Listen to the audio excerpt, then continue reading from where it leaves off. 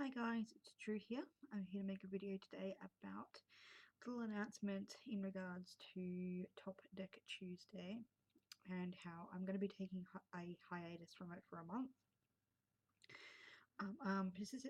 Participating in the Daily Creative Challenge. It's a hashtag and it is a challenge that was created by Larissa, the Bard's Lament and Storytelling Tarot, which I am participating with her and a lot of other fantastic people who are writers and artists. And really, the premise is sort of connecting with your feelings around writing and what you want to feel.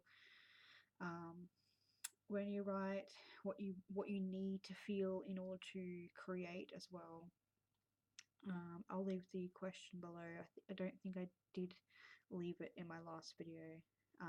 That we ask each day that connects us with ourselves and our writing, and at the end of the day, or whenever you want to share, you share one sentence that you love. So it's very much about cultivating your self-love around your writing and your creating. And at the end of the month, you'll have 30 sentences. For me, it's like 30, story snippets or pages of writing that I can sort of go back later and start expanding on. And it's really, really exciting so far. It's only day 2. I'm really energized and loving it. And I think it's a fantastic challenge. So if you are a writer or an artist and really want to join along, I'll leave the hashtag below and you can check out. I know that Marissa's doing hers on her Facebook page, and I'll be doing mine on my Facebook page, Instagram, sort of cross referencing it, and then probably at the end of the month, I'll do a blog post sharing each of my sentences and my reflection with that.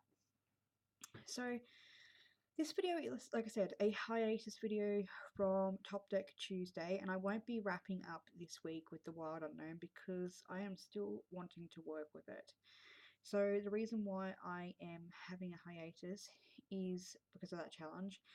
But from what the challenge has opened up in me, it's shifted my focus to really cementing in a couple of areas that I really want to explore. And I want to choose decks that really resonate and connect with me in that way and that have been speaking to me in that way, and I've been using them. And also I found that, it's been a month or so since I've started Top Deck Tuesday. I want to work with these decks so that when the end of the month does come, I'll have a few more decks that I can really solidify my experiences with. Obviously not sharing with you everything, but sharing with you some of the highlights, and I'll have some stories to go along with them because I do have stories that go along with these decks as well. A couple of these decks I've already had Top Deck Tuesdays with, but that's my idea as well. And I was kind of debating whether I should still continue doing it, but I decided that it's okay to take a month off because that's what I need with my practice right now, asset shifting. And so I'm going to show you a couple of decks. Now, I probably get some more in, so this may change and I may make another video, but these are primarily the decks that I feel like are going to really work well with what I'm actually trying to do, what I'm trying to achieve with my writing, what I'm trying to achieve with my practice at the moment with dreaming, astral travel, that kind of work, which I am very dedicated to doing, and sort of my herbal magic and whatnot. And so I'm going to get straight to it. So I won't go into showing you, I'll show you some of the decks, but I'll just say, I'm still working with the Wild Unknown. I'm currently doing a spread that matches up with my Astral Dreaming card from yesterday. And I think I've got like 3 other senses to work through. And that to me is fine. I'm working with that slowly, and I kind of recognized when I was working with the Wild Unknown that I really want to work with it a lot more this month as well. So I did make a video recently where I talked about how I was just going to use 3 decks, but I think that I'm going to keep with those 3 decks primarily if I can, and then just use these other decks as outsiders if I'm doing spreads or interviews or anything like that, grids that I need to be working with. And so the Wild Unknown, and of course, how can I not mention this in a video? The Japanese Tarot, and yeah, I've actually come to the conclusion that this deck will be a constant daily deck for me. It's not going to leave. I was laying in bed before looking at my deck collection thinking, I really don't have any other decks like this at all. Like, there's nothing that has really connected me with my dream world as much as this does, and I really feel like it's something that I don't think I want to replace. Like, I don't really need to go looking for anything because I used to feel like I needed to do that. In saying that, I did pick up the first Light Tarot, which is really heavily based on space and the cosmos, and I'll try and put a link below to where you can find it to look at some pictures on Eclectic. And that for me really spoke so strongly about the story that I'm writing and the world that I'm writing and the astral and the traveling and just, oh my gosh. So I'm really excited about that. And that's from Shifa Publishing House, the people who do Tarot of the Sheep. So I think that alongside this, that deck will also be feeling a different need and a different experience, but this is definitely my go-to bedside, carry everywhere, take with me everywhere deck. So I'm looking forward to working with that more and sharing with you guys. And in terms of this, like, these two work really well together. I don't know whether it's just the prominent colors and the black and whites, but these two just, they love each other. They're like married to each other. So I love that. I love that so much. So it'll be interesting when I get the Alchemist Oracle this week, how that will work with the Japanese Tarot. And of course, I have my little Intuitive Wisdom Oracle cards and the Book of Shadows as above, which I showed before a couple of days ago. Oh, I'm just putting these down. That I have trimmed, and I'm still not really connecting with it very much. I'm actually thinking that instead of laying each card out next to each other, what I might do is just draw a card from, say, the Japanese Tarot and work with that, and then draw a card for that for the day and work with that, and then put them next to one another, because when they're all together, they have such powerful energy. I'm not sure which one to work with first. So they all want to be used and discovered. And so I just love this tower. And it's supposed to be a tree, but whenever I look at it, I always think it looks like an atomic bomb, like from far away, which also connects me with my dreams. So it's a bit touch and go at the moment. I do need to work with a little bit more. I think I've been favoring a couple of decks over this one. So I might start with this one today and just let the Japanese energy charge me up with that. So there's those decks. And then I'm getting the Wildwood, so I'm pretty sure this is going to go in unison with this deck. I really want to use the Druidcraft deck again. I haven't used it for a while. And much like the Llewellyn, I really feel this one is such a story-based deck. It has such narrative to it. I love the Celtic theme because I am a Celtic practitioner. I'm a Celtic pagan who honors the Celtic pantheon primarily. But also I love the magic of trees. I love the magic of the Celtic wisdom, the other worlds, which I'm going to maybe talk about later. I'm not even sure. I have some ideas around what I might use this deck for in terms of the work that I'm doing. And I have used this deck before with story writing, and it's been very intriguing, and it's not actually a very smooth process, this deck, when it comes to storytelling. As in, it reads very well narratively, but when I sit down and write, there is so much to these cards that I go personally by what I see to start with, and then I expand on it. So I'll try and sink into what the artist was trying to say, and then my characters sort of take their own spins as well. And I really love this deck. This is one of my favorite decks.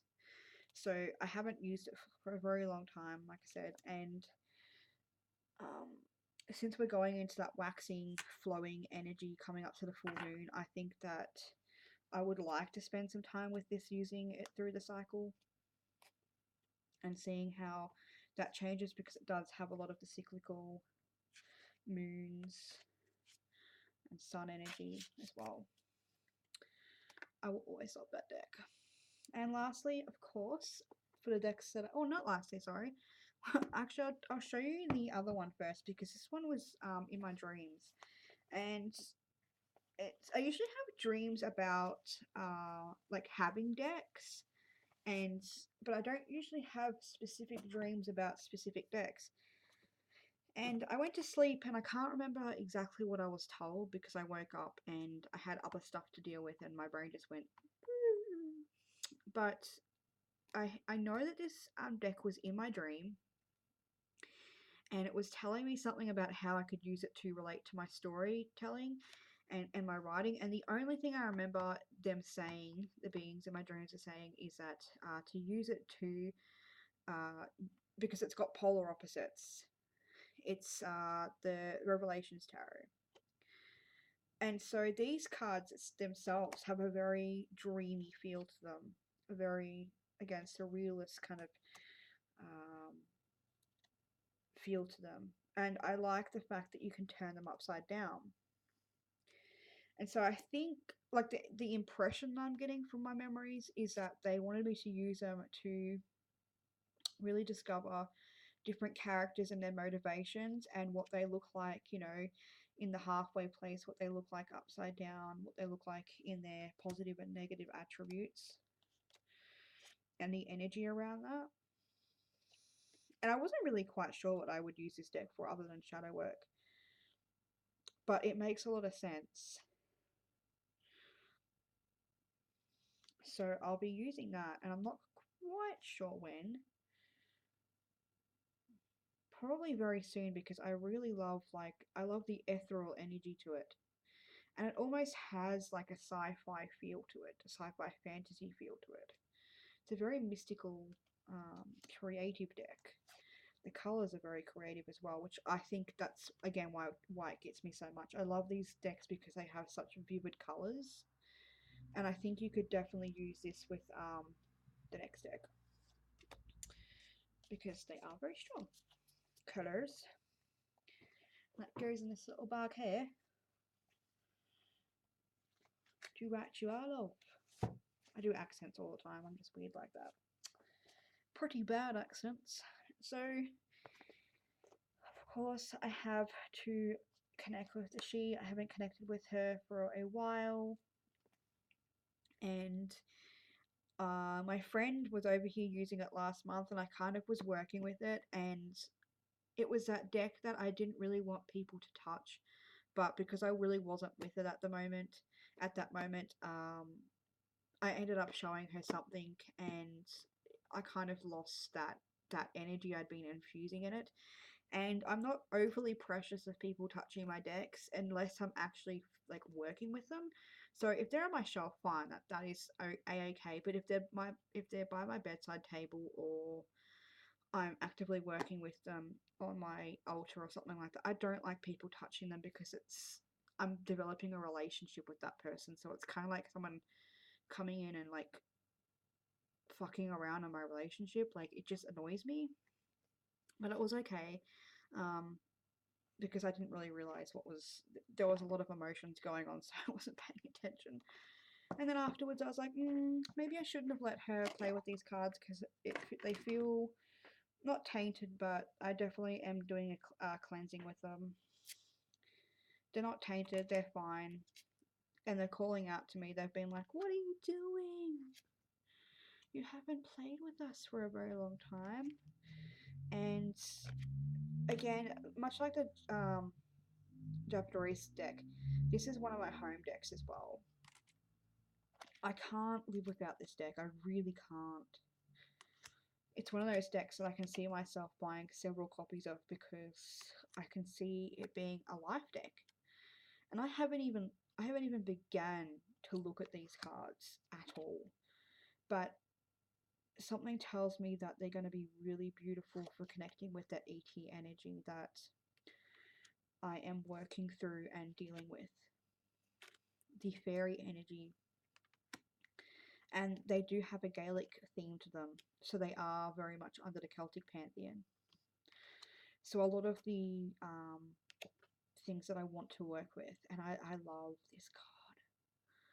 I have done some really powerful journaling and automatic writing and free writing with these cards.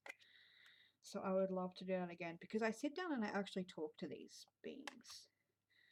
I like to have conversations on paper. And I love that the book doesn't have proper meanings. It has poetry and it talks about the art.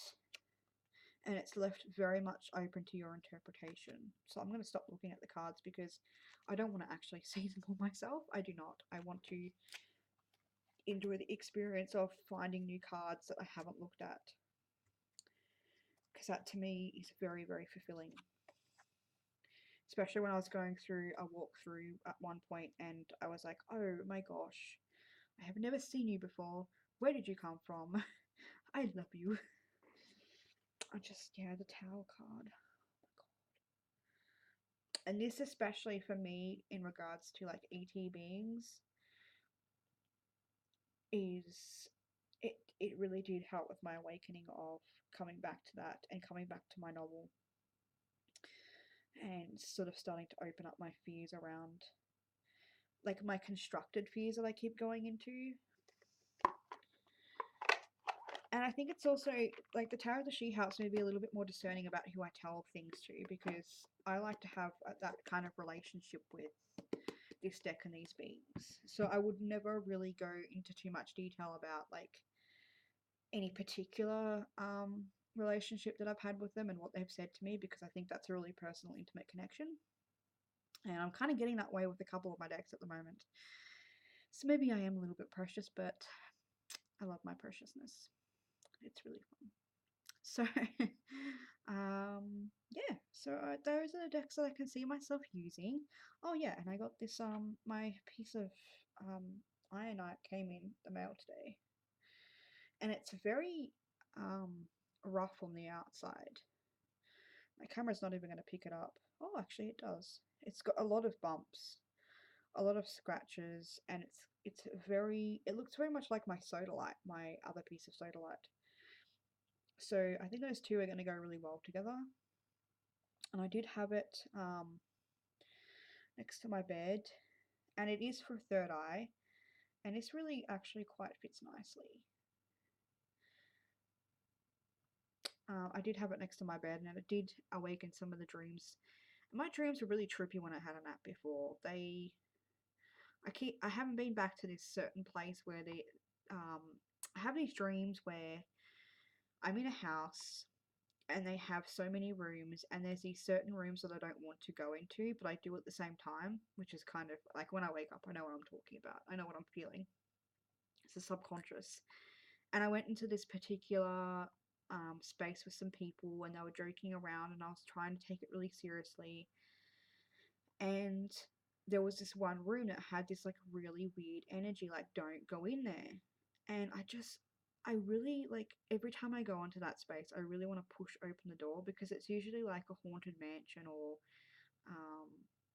like just a massive house that has all these underground doors and like I know what my subconscious mind is doing. It's like hiding stuff from me, but I mustn't be ready to know it yet. But that makes me think that there's something behind it that I really need to look at.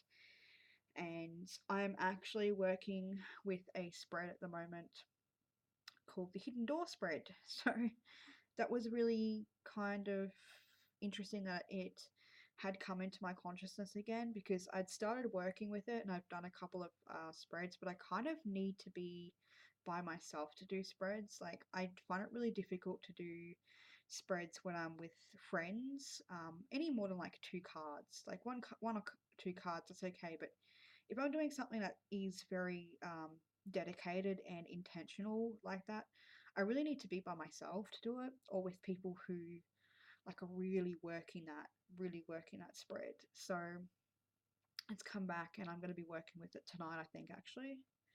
Yep, that feels right. That feels right. I need to know something. I'm going to go into it. I'm going to feel it. I'm going to work with it. That will be today's intention. So, IOLITE. So that is my video, guys.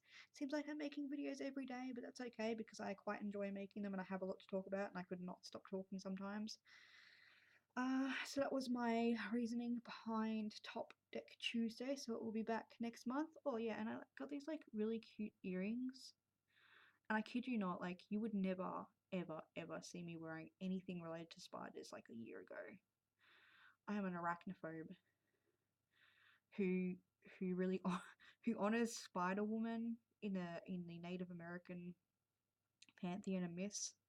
And when I saw these, I was like, yes, please, mum, I'll have those ones. Because they symbolize creativity for me and fertility and weaving my own webs and being my own person. And they also symbolize to me that step that I have learned to overcome my fear of spiders. Like, I'm still scared of them when I go up really close to them, but they're becoming more part of my experience in life, part of my naturalistic experience as a pagan too. And we have plenty around our toilet. And once upon a time, I would never have been able to tolerate a spider near me, but they've been living there for quite some time, and then they just inspire me. So I really love these. I love these earrings. They connect really well with me. Okay, so this time I'm gonna go. Thank you guys for watching. If you you guys can still do Top Deck Tuesday if you want to. I'd love to see other people do it, or Top Deck Monthly, or if you're working on a particular thing, I'd love to see some of the decks that you're working with as well. And I will talk to you all later, for real this time. Bye guys.